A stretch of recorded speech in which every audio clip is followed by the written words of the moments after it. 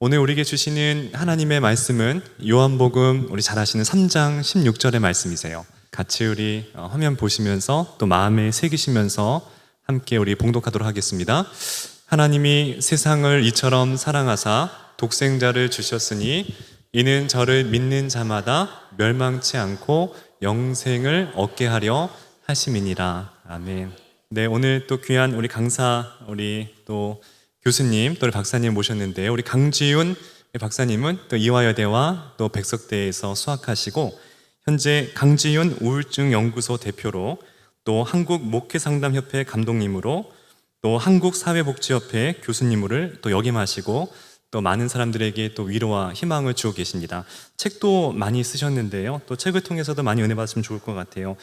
저서로는 내가 정말 미치도록 싫어질 때, 또 흔들리는 나이 40, 또 사춘기 통증 등의 또 귀한 책들도 있습니다. 또 이분들 또 우리 박사님은 또 공중파 방송에서도 많이 또 뵐 수 있으실 거예요. 그래서 지금 우리 시대가 이 육적으로는 보여지는 것은 굉장히 좀 편안해지고 또 윤택한 삶을 살고 있지만 사실 우리 내면은 돌이켜 보면은 어찌 보면 옛날만큼 더 이렇게 편안으로 살아가는 것 같지는 않는 이 생각을 저는 가끔씩 합니다. 더 마음이 황폐해져 가고 또 건조해지는 우리 삶을 볼 수 있는데요. 그래서 우리 박사님께서 굉장히 그 일에 주님께서 또 존귀하게 쓰임받고 주께 존귀하게 쓰임받고 계십니다. 오늘 나오셔서 오늘 또 모성애와 또 치유에 관련된 말씀 주실 때에 여러분들 큰 은혜 받으시기를 축복합니다. 우리 박사님 나오실 때 큰 박수로 환영하겠습니다. 네, 할렐루야. 네, 반갑습니다. 한신교회에 수년 전에 제가 한번 왔었는데요. 너무 많이 달라졌네요. 그리고 오늘 오신 분들이 다 예쁜 분들만 오신 것 같아요. 네, 뽑혀서 오신 거죠? 네, 그런 것 같아요. 오늘 이제 제가 강의하는 모든 주제들은 예수 그리스도를 믿는 우리에게 치유의 능력이 있고 그 치유의 능력을 발휘하며 살아야 된다라는 것에 포커스를 맞추고 있어요.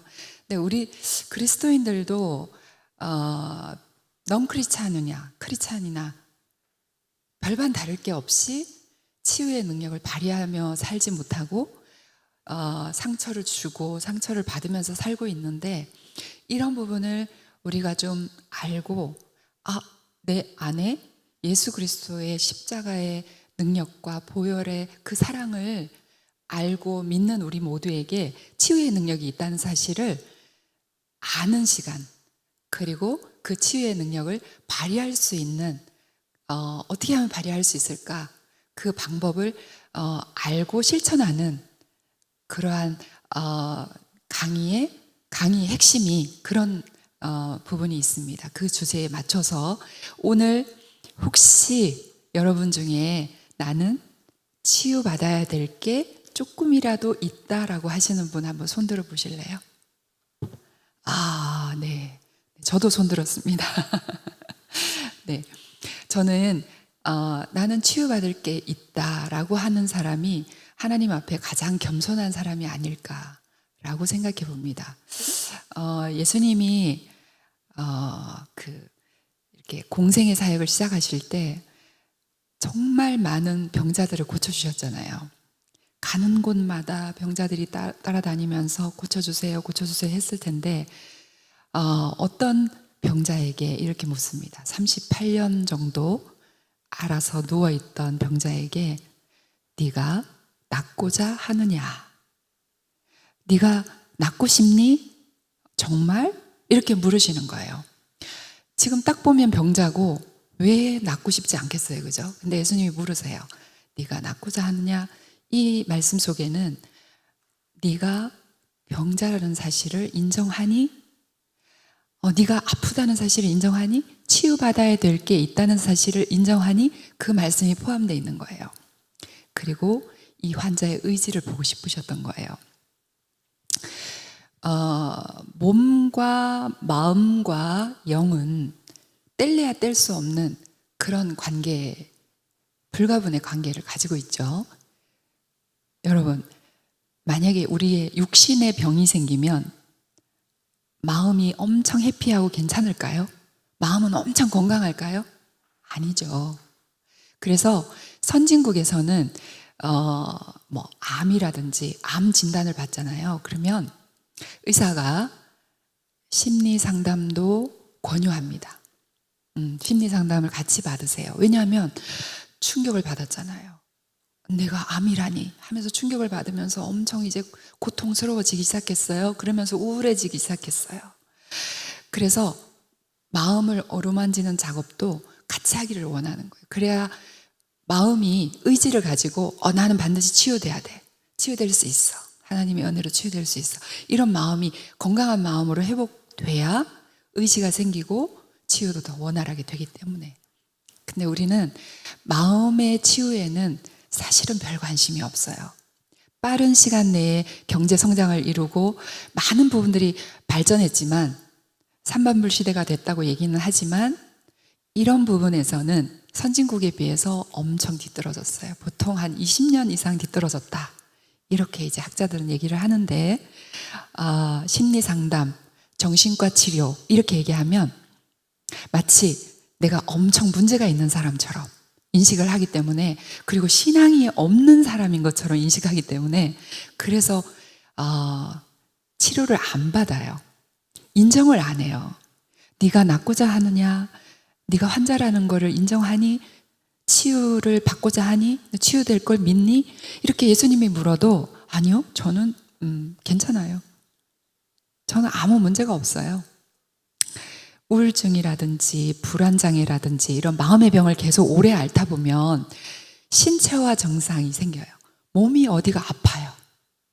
아무 이유 없이 병원에 가서 아무리 진단을 받아봐도 아무 이상이 없다고 하는데 여기저기 막 아픈 거예요. 그러면 마음의 문제라고 보시면 돼요. 그래서 내과를 갔는데 의사 선생님이 정신과를 가보세요. 이렇게 얘기를 하는 거예요. 그래서 몸도 고장이 날 수가 있고 마음도 고장이 나고 병이 들 수 있다는 사실을 아셨으면 좋겠어요. 마음의 영역은 영적인 영역과는 달라요. 예를 하나 들게요. 위대한 선지자 엘리야 있잖아요. 엘리야가 400명의 바알 선지자를 무찔렀잖아요. 그리고 나서 이세벨 여자 한 명이 이제 잡아 죽이겠다 하면서 노여워하면서 그러니까 막 달렸어요. 달려서 로뎀나무 밑에 누워서 이스라엘 그 성지순례를 가보니까 로뎀나무가 저는 엄청 울창하고 큰 나무인 줄 알았거든요. 근데 그렇지가 않아요. 굉장히 작은 무슨 자풀 같은 거예요. 근데 거기에 누워가지고 이제 죽여주세요. 그게 기독교 상담에서는 우울증이라고 봅니다. 물론 만성화된 우울증 같지는 않지만 우울증이 급성으로 오는 경우가 있어요. 어떤 큰 충격을 갑자기 받았거나 만약에 지진 나는 동네에 살았어요. 지진 아시죠? 지진을 경험했다. 그러면 그때부터 불안이 생겨요. 불안이 지속되면서 우울증도 생겨요. 이렇게 우리의 마음은 너무 연약하기 때문에 너희는 무엇보다도 너 마음을 지켜라. 성경에 그렇게 말씀하잖아요. 마음을 지키기가 너무 어려워요. 누가 조금만 상처를 줘도 우리는 심하게 흔들립니다. 우리는 너무 연약해요. 마음이 너무 연약해요. 이제 혹시라도 뭐 제 강의 동영상이나 뭐 이렇게 뭐 유튜브나 이런 데서 제 강의가 오래전부터 이 강의를 시작했기 때문에 그 들어보신 분이 계실지는 모르겠지만 저는 10대 시절에 중증의 우울증 환자였어요. 중증의 우울증을 앓는 동안에 불안장애가 동반되고요. 그러니까 사람에 대한 대인 기피, 대인 불안도 생기고요. 공황장애가 생겨요. 강박증도 생겨요. 그래서 엄청 힘든 그 사춘기 시절을 보냈어요.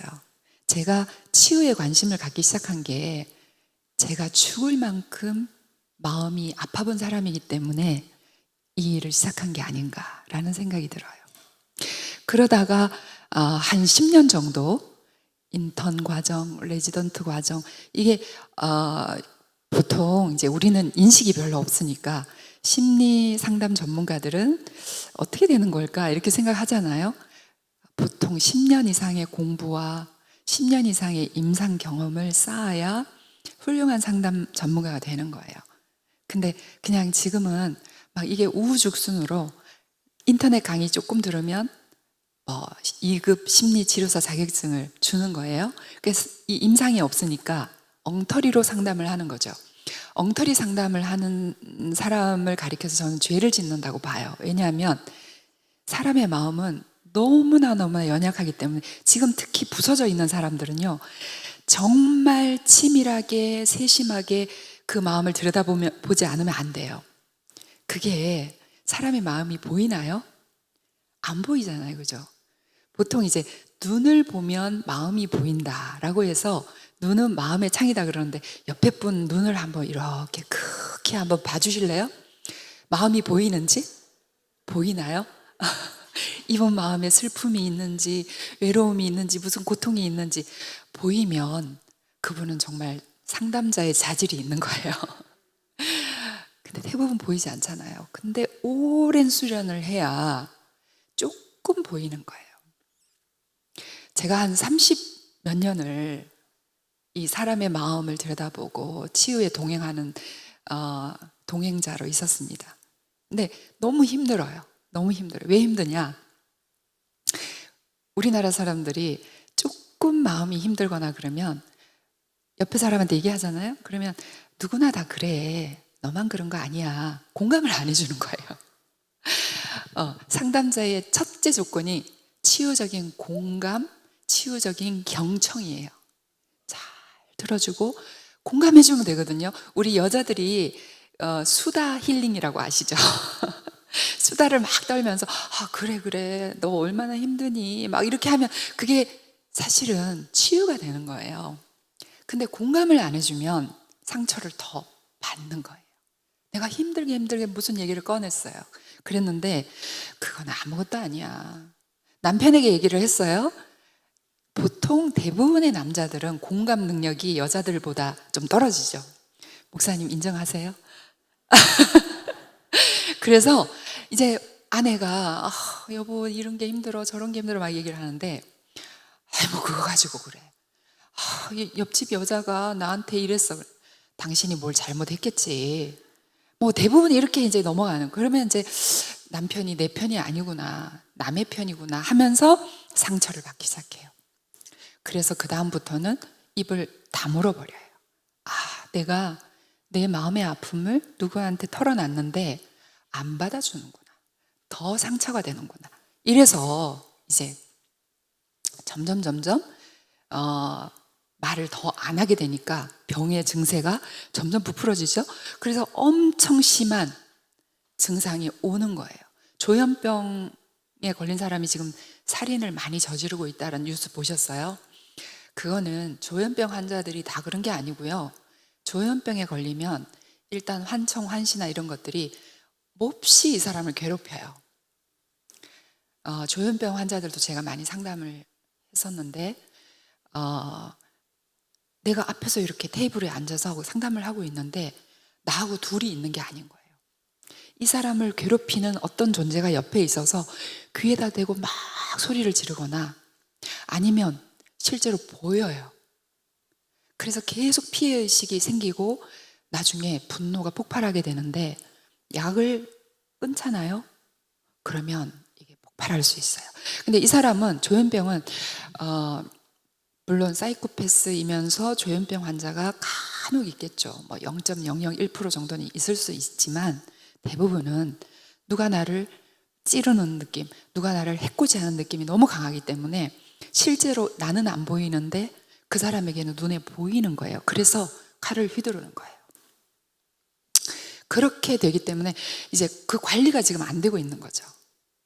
우리는 정신질환이나 심리적인 문제나 이런 부분들에 대해서 너무 무지하기 때문에 정부에서도 어떻게 관리를 해야 될지를 모르는 거예요. 그래서 우리가 알아야 돼요. 특히 우리 크리스찬들은 알아야 돼요.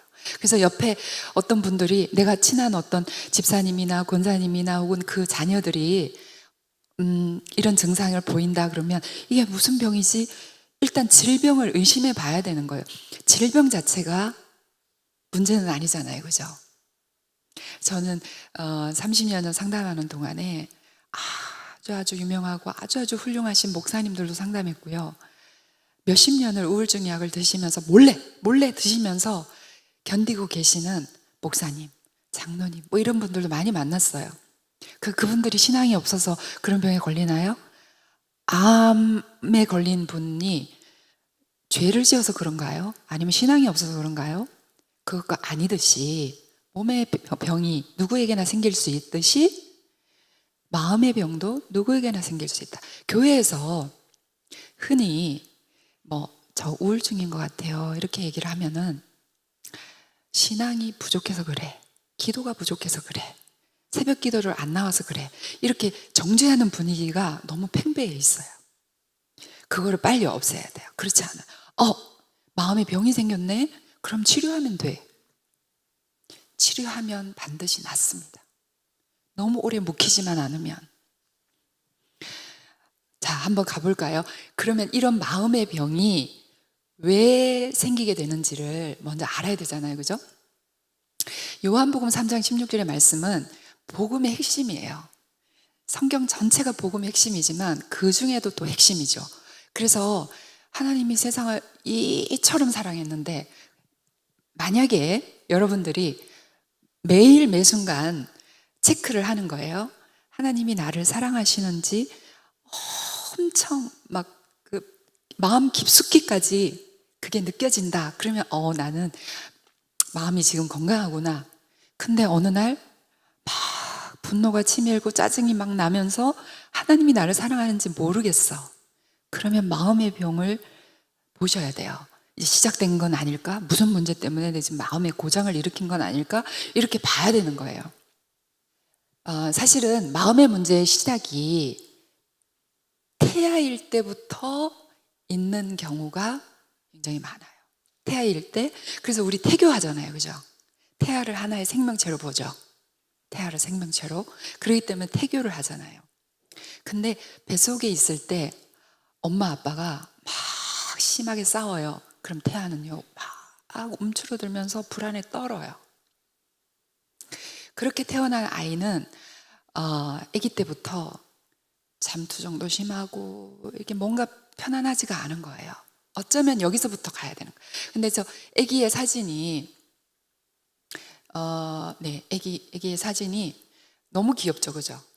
그리고 이 손가락을 엄마의 손가락을 꽉 쥐고 있는 이 아기를 보면은 이 세상에 딱 태어나는 순간에 의지할 때라고는 엄마밖에 없잖아요. 그죠? 네. 엄마밖에 없어요. 이 손가락 아귀의 힘이 어마어마하거든요. 근데 여기에서 이제 문제가 생기는 거죠. 이렇게 만약에 엄마가 이렇게 사랑해주고 사랑으로 양육해주고 이렇게 하면 문제가 생기지 않아요.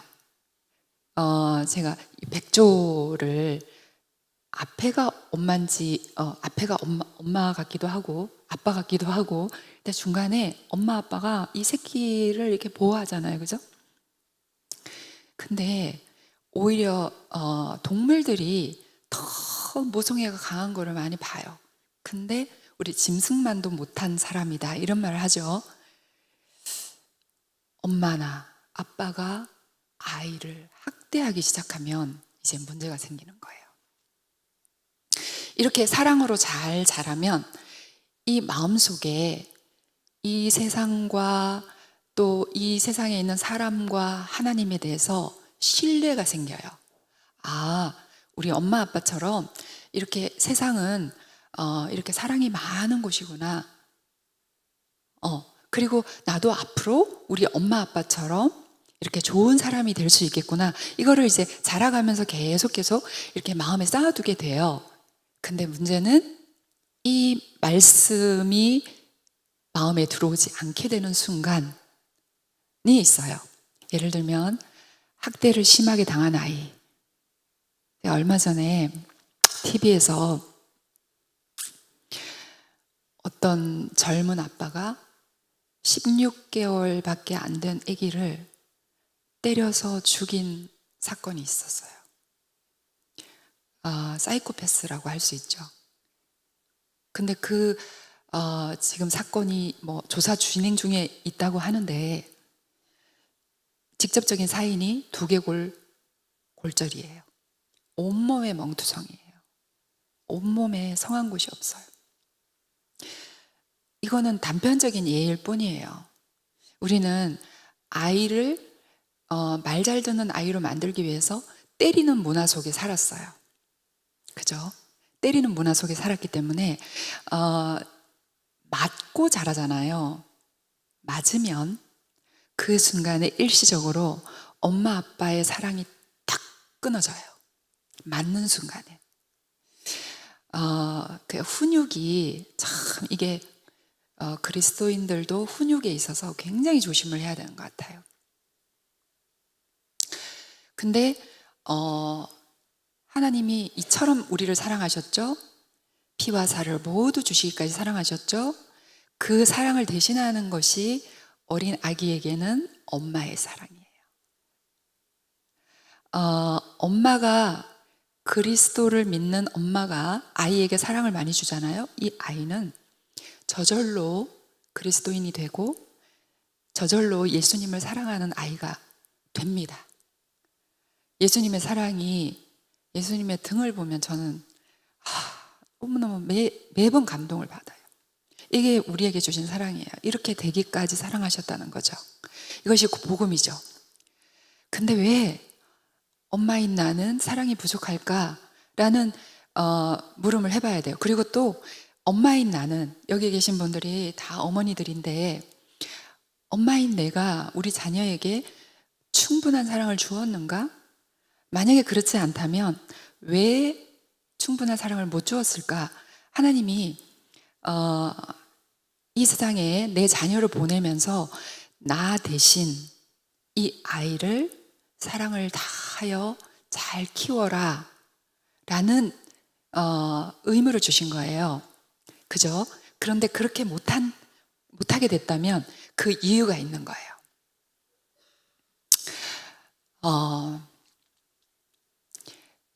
이 믿음이 우리에게 복음이 되고 이 믿음대로 살아야 되는데, 그리고 내가 예수 그리스도의 사랑을 알고 믿을 뿐만 아니라 내 자녀에게 그 영적인 유산을 물려줘야 되잖아요. 하나님이 너를 이렇게 사랑하셔. 누구처럼? 엄마가 너를 사랑하듯이, 아니 그 이상으로 완벽한 사랑을 주셔. 이렇게 말을 해야 되는데 엄마가 자기 기분 내키는 대로 아이를 심하게 혼냈다가 똑같은 잘못을 했는데 엄마가 기분 좋을 때는 혼도 안 냈다가 일관성도 없다가 이렇게 하면 아이는 어떻게 생각하겠어요? 하나님도 이렇게 했구나. 하나님도 기분 내키는 대로 어떨 때는 나를 예뻐했다가 어떨 때는 나를 혼내켰다가. 하나님에 대한 이미지는요, 각 사람에게 있는 하나님의 이미지는 부모에게서 와요. 이게 진짜 중요한 거예요. 그래서 마음이 병들면 모든 믿음이 다 사라져 버리는 순간이 와요. 하나님은 나를 사랑하지 않아요. 성폭행을 당하고 너무나 상처가 많았던 어떤 20대 자매가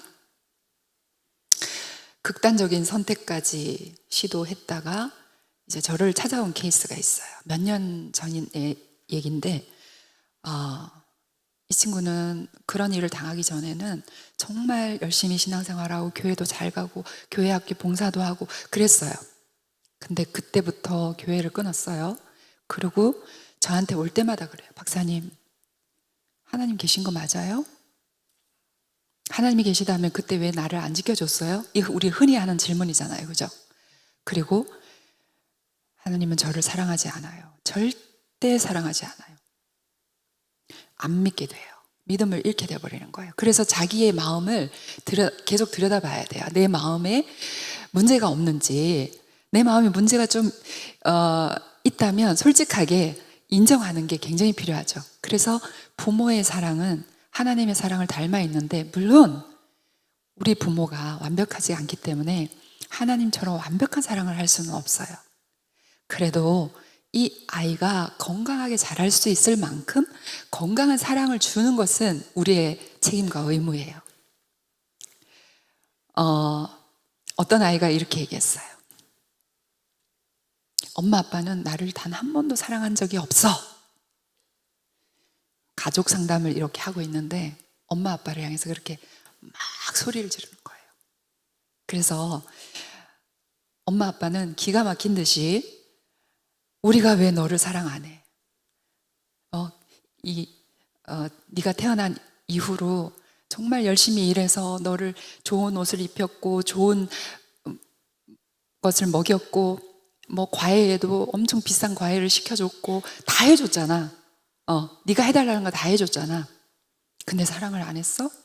근데 이 아이는 예를 들면 이런 거예요. 한 100개의 사랑이 왔어요. 근데 단 한 번의 그 사랑을 다 무로 만들어 버릴 수 있어요. 100개의 사랑을 줬지만 딱 한 번 아빠가 막 미친 듯이 화를 내면서 막 집어 던지면서 막 이 쓸모없는 자식 하면서 막 욕을 하면서 만약에 그랬다. 그러면 공든 답이 다 무너져 버리는 거예요. 그러니까 100개의 사랑을 줬는데 단숨에 그 사랑을 다 없애버리는 순간이 올 수도 있다는 거예요. 이 아이는 그런 거예요. 이 부모가 이 아이를 사랑하지 않은 건 아니에요.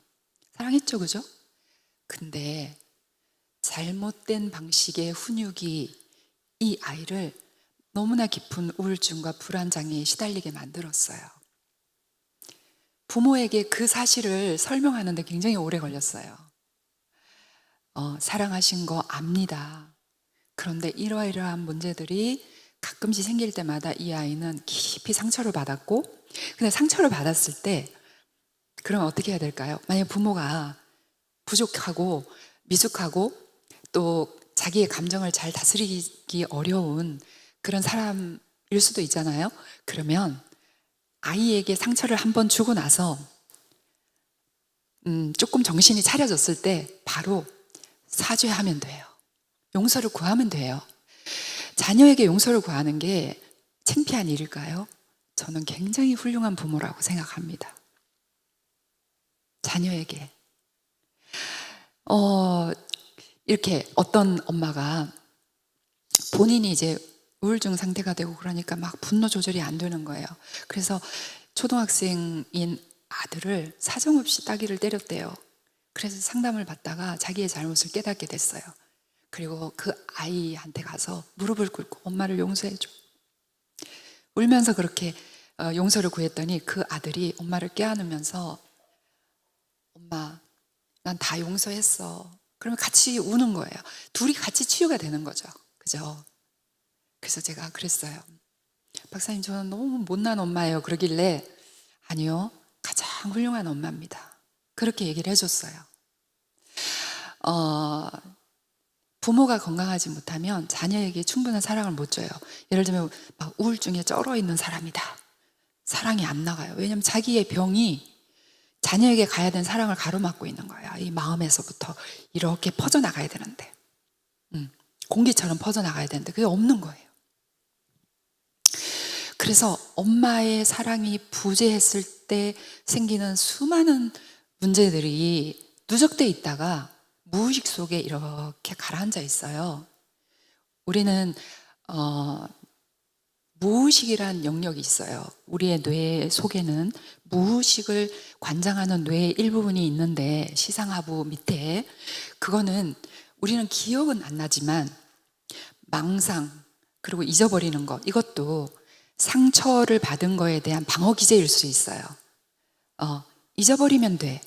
아유 그까짓 것 빨리 잊어버려. 뭐하러 얘기를 또 해. 이렇게 얘기하잖아요. 우리 쉽게. 근데 잊어버리면 더 문제가 생겨요. 그게 무의식의 깊은 바다 밑에 가라앉아 있어요. 근데 가라앉는 게 한 개만이 아니라 10개, 100개, 1000개가 된단 말이에요. 그러면 20대에 뻥 터지기도 하고 40대, 50대에 터지는 경우도 있어요. 아니면 여자들은 아기를 낳고 나서 산후 우울증이 많이 오잖아요. 그때 그 밑에 있던 누적되어 있는 것들이 같이 이렇게 폭발을 하는 경우가 있어요. 그때는 이미 너무너무 고된 치유의 작업이 필요한 상황이 돼버린 거예요. 이전에는 누가 그냥 힘들지, 아프지, 토닥거려 주기만 해도 괜찮아졌을, 우리 그리스도인들은 십자가의 능력을 믿잖아요. 그죠? 그 능력을 알잖아요. 그래서 우리가 어떤 사람에게 말로 위로를 해주는 거, 한번 손으로 토닥여 주는 것조차도 강력한 치유의 자원이 되거든요. 판단하지도 말고, 그거에 대해서 해석을 붙이려고도 하지 말고, 섣부른 조언도 하지 마세요. 치유는 그냥 공감해 주는 거예요. 아무 이유 없이. 왜냐하면 내가 살아왔던 삶이 다르고, 이 사람이 살아왔던 삶의 방식이 다르고, 환경도 달라요.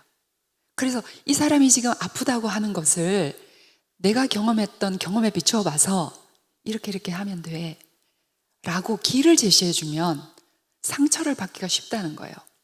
나는 지금 그런 말을 듣고 싶은 게 아닌데, 내가 아프다는 것을 인정해주고 공감만 해주면 되는데, 그냥 들어주기만 해도 되는데, 그래 얼마나 아팠어 이렇게 한번 쓰다듬어 주기만 하면 되는데, 사실은 치유의 능력이 바로 이거예요. 별거 아니에요, 여러분. 근데 이게 심각해지면, 엄청난 질병으로 가버리면 그때는 전문가를 찾아야 될 수밖에 없는 상황이 돼버리는 거예요. 근데 모든 엄마들에게, 특히 모든 엄마들에게, 모든 그리스도인들에게 치유의 능력이 있지만 특히 어머니에게는 여자로 태어나는 순간부터 모성애라는 특별한 능력이 주어진다고 저는 믿어요. 그래서 이 모성애가 파괴된 여자들이 있어요. 자기가 낳은 아이를 버리거나 막 사정없이 학대를 하거나 모성애가 파괴된 거예요. 그 사람은 거의 사이코패스 수준의 성격장애가 돼버린 경우도 간혹은 눈에 띄어요. 근데 대부분의 엄마들은 모성애라는 이 특별한 능력이 있어요. 그래서 모성애를 가지고 있는 모든 여성들에게는 치유의 능력이 훨씬 더 강력하단 말이에요. 그래서 우리 아이가 나 때문에 상처를 받던, 아빠 때문에 상처를 받던, 아니면 학교에 갔다 와서 친구들한테 상처를 받던 간에 엄마의 위로의 말과 위로의 스킨십 하나로만으로도 치유를 해줄 수 있다는 거예요. 어린 애기들이 막 이렇게 막 유치원이나 뭐 그렇게 갔다 오고 나면 엄마 하고 막 이렇게 엄마 있잖아 누가 이렇게 했어 저렇게 했어 막 그러면서 막 엄마한테 막 일러 바쳐요. 엄마들이 너무 바쁘더라도 지금 제일 중요한 게 누구예요? 이 소중한 아이예요. 이 아이가 잘못돼 버리면 뭐 다른 거 다 소용없어요. 억만금이 있어도 그 다 소용이 없어요. 지금 설거지 하고 있는 게 그게 중요한 게 아니에요. 아이가 뭐라고 하잖아요. 그럼 눈높이를 맞추고 앉아서 아이를 눈을 맞추면서 얘기를 들어주는 거예요. 그랬어? 걔는 왜 그랬니? 우리 누구누구가 진짜 힘들었겠다. 토닥여주는 거예요. 치유 끝. 지금 아이들이 중학생, 고등학생이 돼버렸잖아요. 그러면 이 어릴 때부터 그런 게 습관이 안 돼 있고 나는 엄마랑 말을 해도 통하지 않아 이렇게 돼버리고 나면 이제 사춘기에 접어들잖아요. 입을 다물어 버려요. 그래서 자기 방에 딱 문 닫고 들어가서 나오지도 않아요. 그래서 이제 와서 이제 엄마가 이제부터 들어줄게. 이제 나 엄마한테 얘기해도 돼. 이제는 정말로 공감을 잘해줄게. 이러면 뭐라 그러겠어요? 애들이 엄마 이상하게 된 거 아니야? 이렇게 된 거 아니야? 이렇게 하기도 해요. 그렇지만 포기하지 않고 이 아이가 마음을 열고, 이전에 내가 좀 나쁜 엄마였더라도 치유하는 방법을 몰라서 어린 시절에 그냥 막 이렇게 엄마 이렇게 하는데 바빠 저리 가 엄마 지금 할 일이 많아, 만약에 그렇게 밀어냈다 할지라도 지금에라도 보듬어주고 위로해주고 미안하다고 하고, 그래 문 밖에 서서 문을 두드리면서 그래 누구야 엄마가 미안한 게 많아. 근데 이제부터라도 좋은 엄마가 돼보려고 뭐 이러면서 계속 녹화하잖아요. 그 마음을 녹화하잖아요. 그러면 이 아이의 마음의 빗장이 열리고 엄마랑 이제 소통이 되기 시작해요. 그래서 정말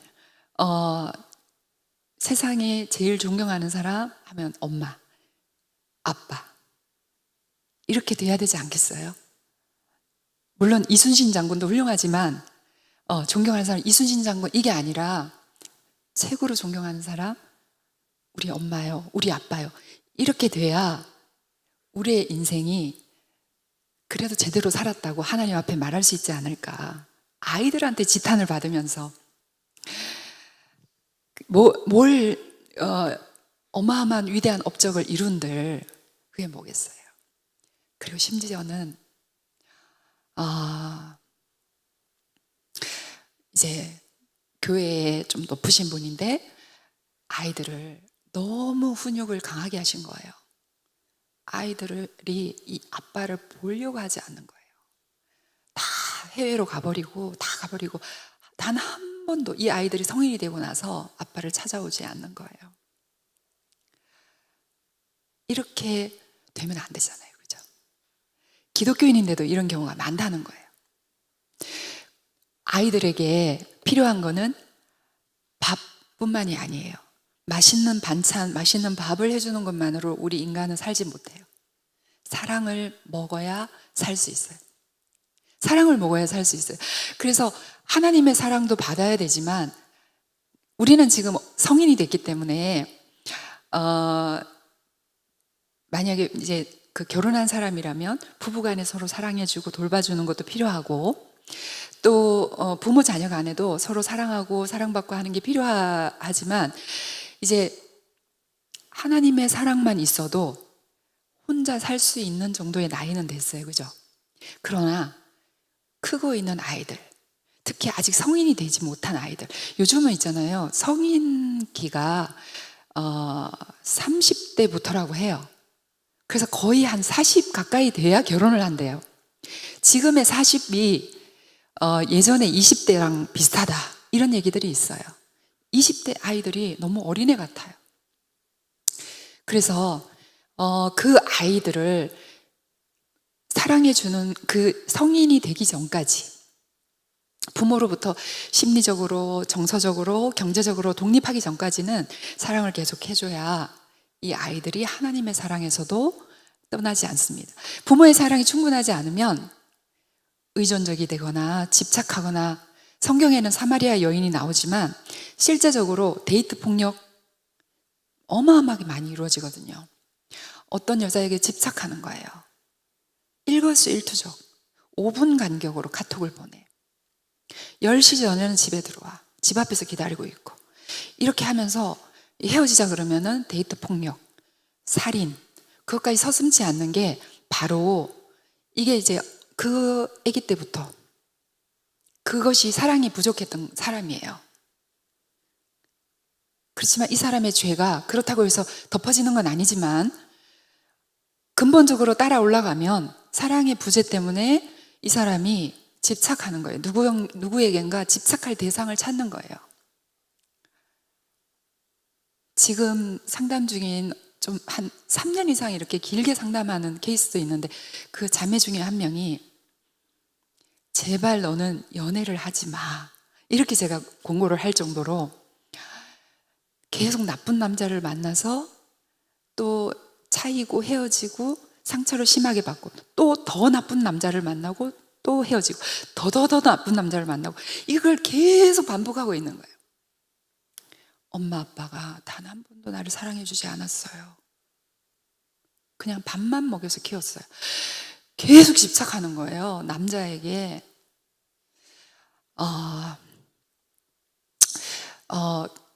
그래서 사랑이 부족해서 생기는 많은 문제들이 있는데 불안, 두려움, 고통, 절망 그리고 이런 사랑이 부족한 사람이 가장 치명적인 것이 상처를 잘 받게 돼요.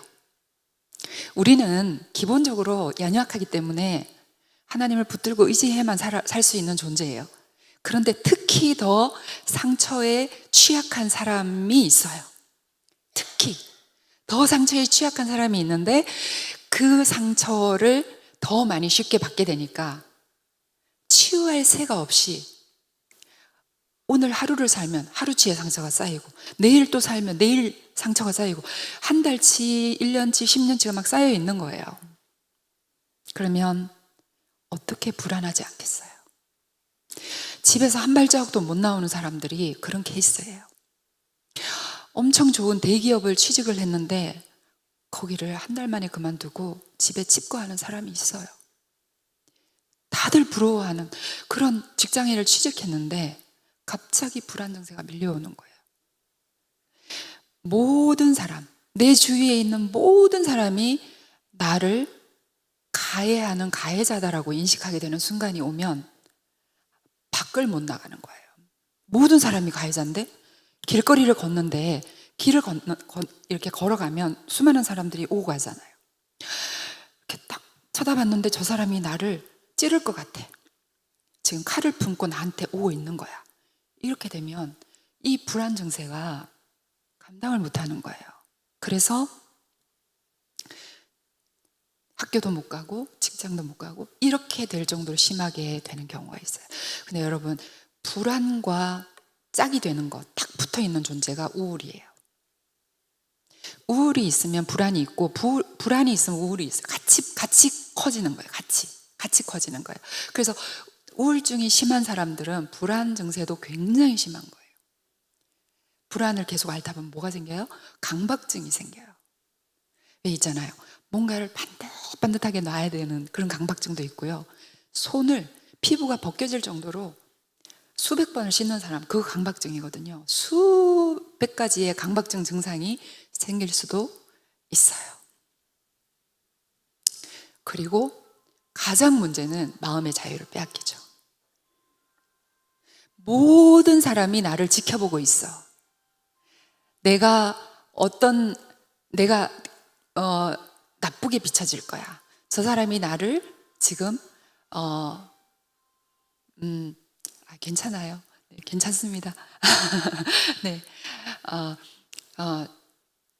그러면서 사람들 눈치를 보기 시작해요.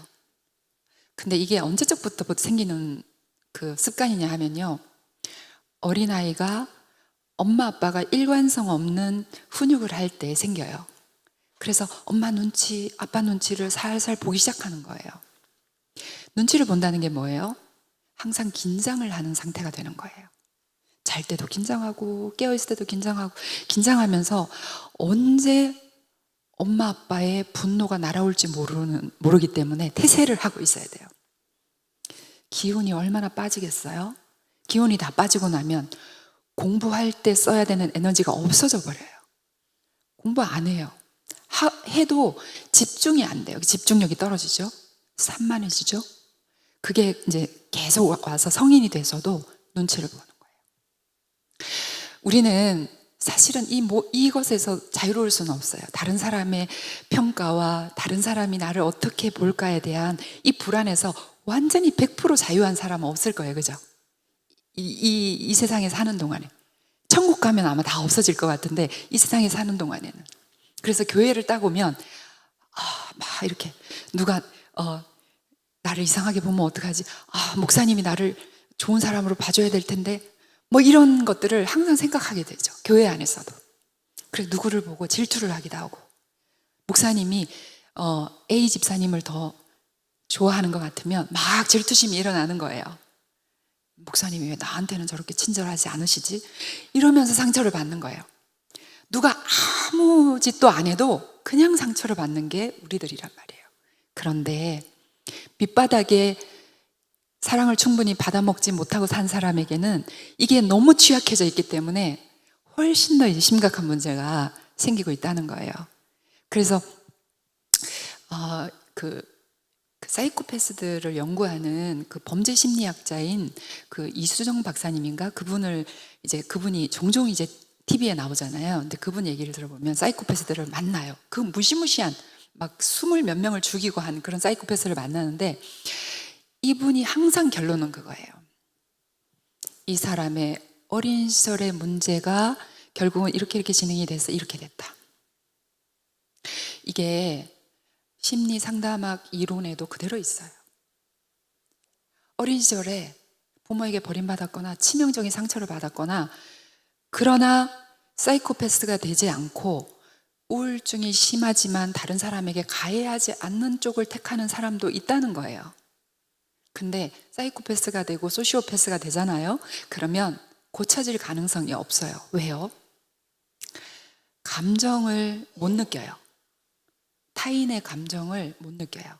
타인이 고통스럽게 죽어가는 모습을 보면서 즐겨요. 그러면서 절대로 자기에게 문제가 있다고 생각을 안 하기 때문에 안 고쳐지는 거예요. 그렇게 된 사람들조차도 어린 시절에 문제가 있다. 그걸 이제 우리가 그거를 알았으면 나의 어린 시절을 한번 이렇게 추적해 볼 필요가 있어요. 그래서 엄마인 내가 먼저 건강해져야 되겠죠. 그죠? 아, 내가 짜증을 자주 내는 이유는 내가 어린 시절에 불안이 많았었기 때문이구나. 우리 엄마 아빠가 많이 싸워서 그래서 내가 항상 불안했었구나. 그래서 불안이 많으면 분노도 많이 생기거든요. 그래서 별일 아닌데 짜증이 나. 별일 아닌데 화가 나. 그래서 성경에는 가장 완전한 성품을 이르러 온유한 성품이라고 말했어요. 무르익고 성장하고 성장했을 때 그리스도의 성품을 닮아갔을 때 온유하게 되는데, 온유한 거는요 웬만해서는 화가 나지 않는 성품이라는 거예요. 웬만해서는 누가 자기를 막 이렇게 대놓고 막 비난을 해도 아이 뭐 저 사람은 나를 잘못 보고 저렇게 하는 거겠지, 자기 분노에 못 이겨서 저런 걸 거야 하면서 상처를 안 맞는 거예요. 그러니까 화가 안 나죠. 우리는 온유한 성품으로 이르도록 치유가 돼야 되는 거예요. 치유가 다 되고 나면 아무리 막 누가 찌르고 화를 내게 해도 화가 별로 안 나게 돼요. 근데 우리나라 사람들은 전쟁의 상처도 겪었고 36년 일제치하에도 있었고 이미 집단 무의식 속에서 상처를 받은 게 너무 많은 거예요. 그래서 화가 많아요. 기본적으로 화가 많아요. 그리고 분노 조절 장애자가 너무 많아요. 근데 그거는 문제로 삼지 않아요. 나는 욱하는 성격이 있어. 그런데 뒤끝은 없어. 이렇게 자기 합리화를 시키죠. 여기도 아마 많이 있으실 것 같아요. 나는 욱하는 성격이 있다. 손들게는 안 할게요. 근데 그게 이제 성격이 아니에요. 그런 성격은 없어요. 내가 뭔지는 모르지만, 기억이 나는 것도 있고 안 나는 것도 있지만 뭔지는 모르지만 내가 상처받았기 때문에 욱하는 거예요. 욱하는 거는요 가장 미성숙한 단계예요. 화를 잘 내는 거, 어린아이들은요 자기 감정 표현에 아주 숨기지를 않아요. 어릴수록. 그래서 막 투정 부리고 짜증 내고 막 이러잖아요. 그러면 그 투정 부리고 짜증 부리는 아이를 싫어서 싫다고 만약에 막 때리면서 왜 이렇게 짜증 부려 하면서 때려요. 그러면 그 아이는 불안이 어마어마하게 커지면서 분노는요 못 내지만 누르고 있는 거예요. 그러다가 어느 순간에 분노가 폭발하는 거예요. 그래서 욱하는 성격이 된다 이렇게 얘기하는 성격은, 그런 성격은 없어요. 외향적인 성격이나 내성적인 성격이나 성격은 여러 성격이 있지만 근데 욱하는 성격은 절대로 없어요.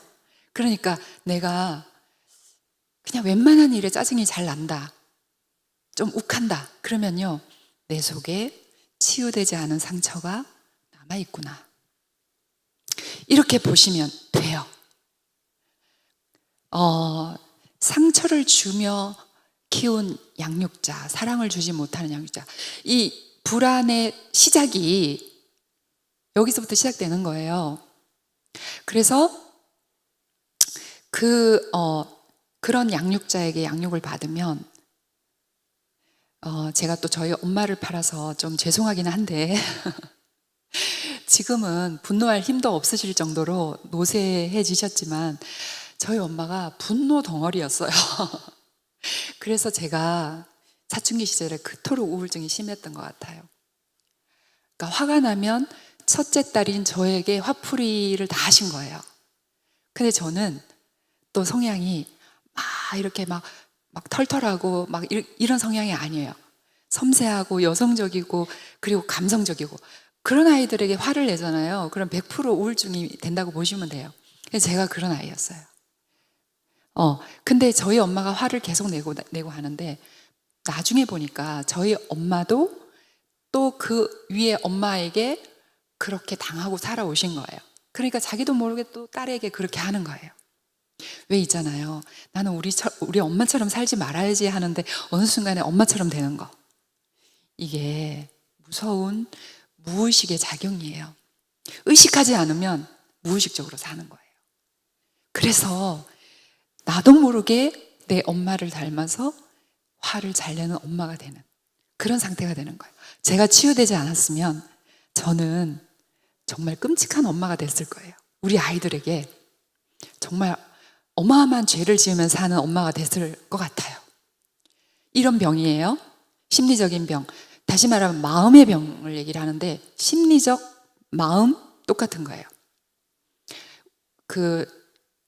성경에 보면 상한 마음의 치유에 대한 얘기가 많이 나와요. 나는 너의 상한 마음을 치유하는 하나님이라. 이런 표현들이 많이 나와요. 우울증, 불안증, 편집증, 강박증, 성격장애. 반사회적 성격장애가 사이코패스, 소시오패스를 얘기하는 거예요. 뭐 이런 등등의 공황장애. 요즘 많잖아요, 공황장애. 그죠? 이런 것들이 사실은 공황장애다 그러면 밑에 우울증이 깔려 있고요. 강박증이 있다 그러면 우울증이 깔려 있어요. 우울증은 맨 처음 생기는 마음의 병이라고 보시면 돼요.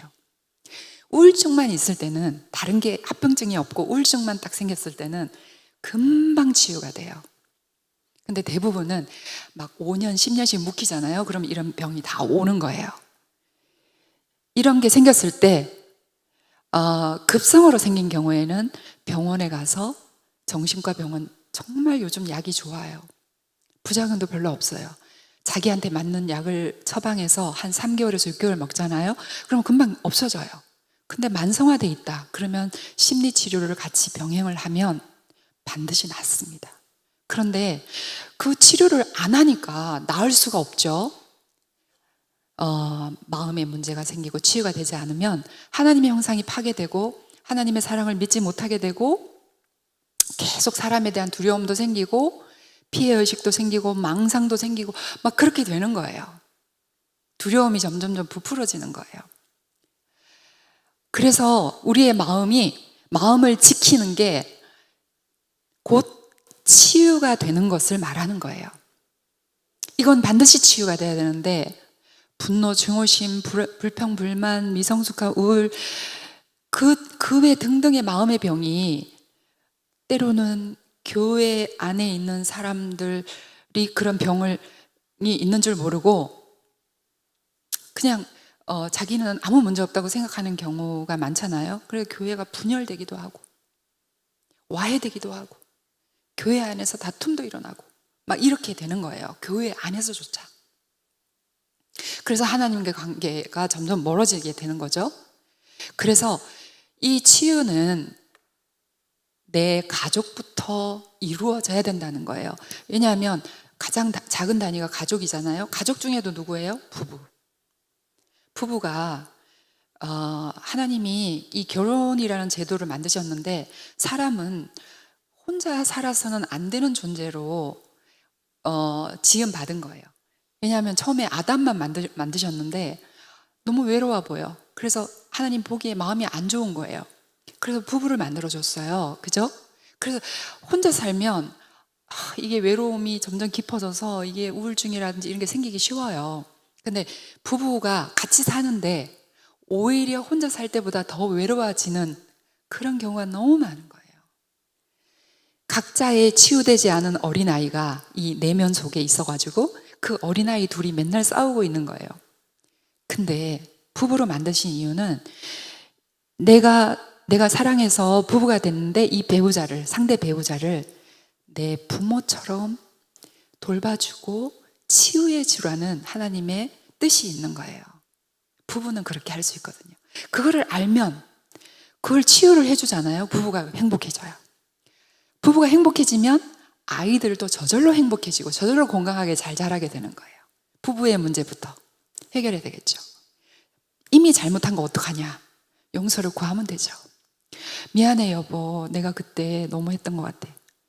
그거 어렵나요? 뭐 그게 그렇게 어려운 거 아니잖아요, 그죠? 먼저 알게 된 사람이 빨리 하면 돼요. 그래서 사랑의 능력이 치유의 능력이 되고 영혼육의 전인적인 구원에 이르게 된다는 거예요. 마음의 병이 신앙까지 다 잃게 만들 수도 있어요. 신앙이 없어졌기 때문에 마음의 병이 생기는 게 아님에도 불구하고 마음의 병이 오래돼서 하나님에 대한 원망과 분노로 갔을 때 하나님을 완전히 떠나는 경우를 많이 봅니다. 그러면 구원까지 다 잃어버리는 거예요. 그죠? 얼마나 억울해요. 너무 억울하잖아요. 이런 말들. 최근에 어떤 교회에서 이 강의를 했더니 저 뒤에 집사님 한 분이 이렇게 찍고 계시는데 왜 찍으세요? 그랬더니 이런 말 안 하려고요. 이걸 찍어서 보고 내가 이런 말 좀 안 하려고요. 비교하는 말, 이런 말 절대로 하시면 안 돼요. 회개하셔야 돼요. 빨리 만약에 했다면, 나도 모르게 했다면 습관적으로 빨리 회개하고 잘못을 구해야 돼요. 이런 말 들으면요, 성경에 노엽게 하지 말라는 건 뭐냐면요, 어떨 때 노엽게 하냐? 상처 줬을 때. 너희 자녀들을, 부모들아, 너희 자녀를 상처 주지 말고 건강하게 잘 키워라. 이게 하나님의 뜻이에요. 그렇게 못하기 때문에 문제가 되는데, 모든 상처를 치유하는 것이 사랑의 힘이에요. 사랑의 힘. 특히 예수 그리스도의 십자가의 그 놀라운 사랑을 경험한 우리 어머니들이 그 치유의 능력을 다 가지고 있단 말이에요. 그래서 내 안에 그런 문제만 좀 살펴서 점검하고 나면, 그러면 이 위대한 치유의 능력을 발휘할 수 있는 어머니들이 다 되실 거예요.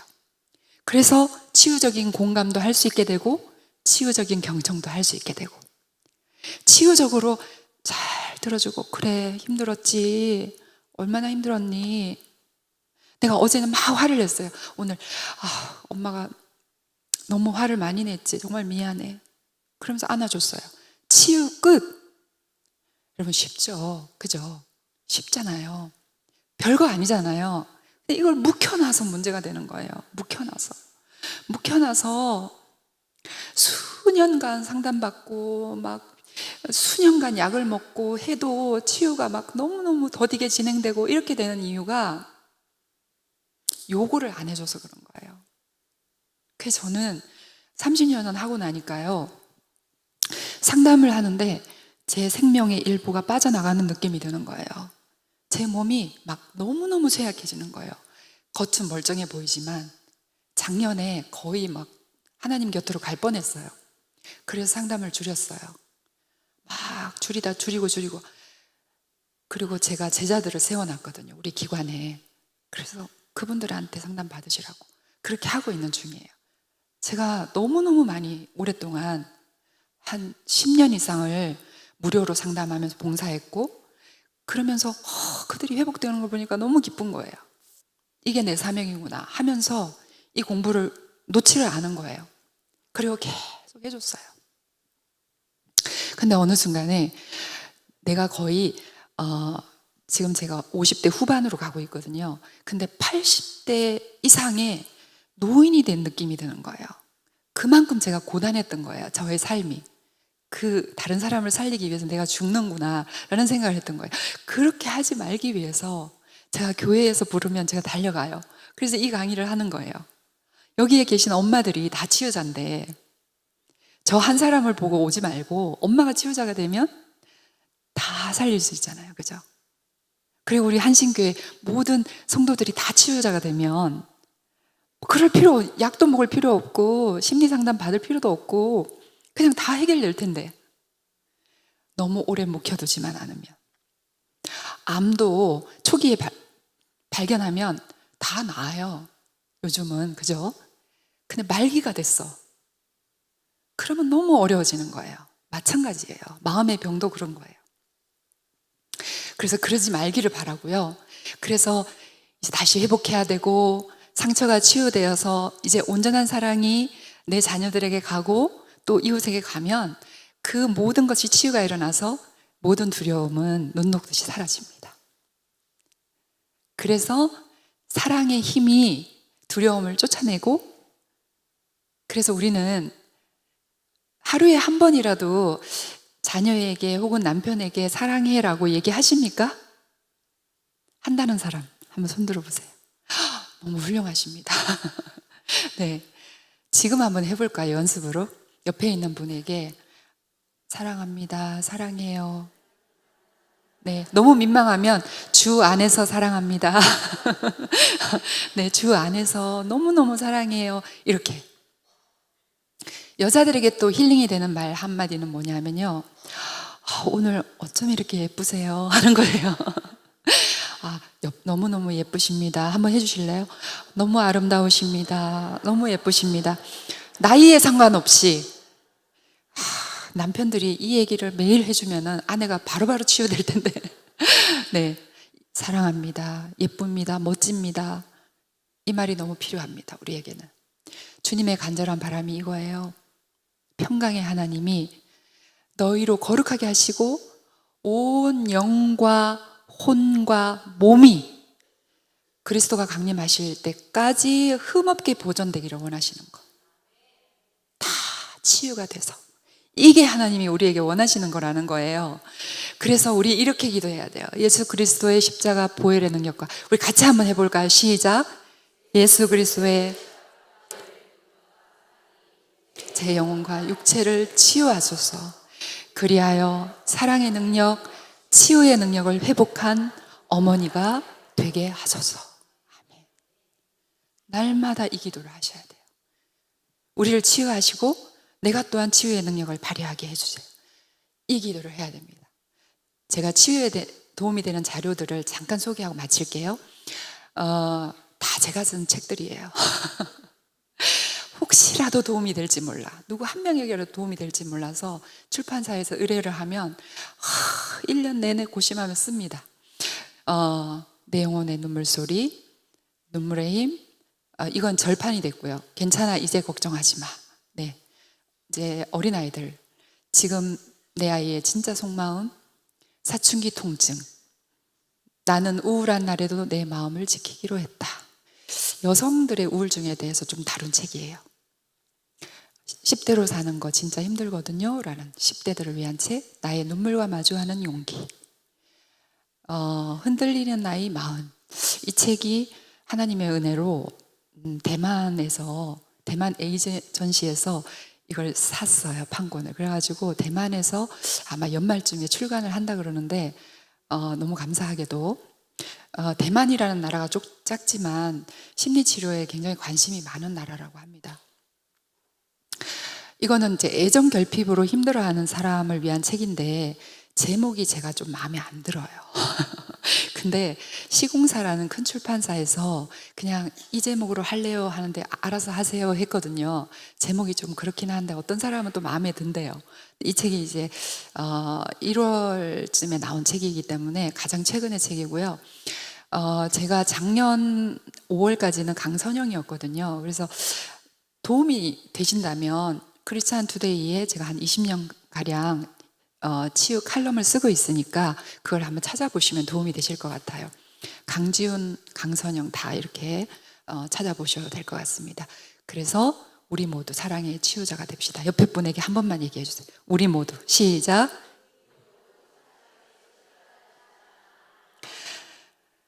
여러분들은 이미 치유자이십니다.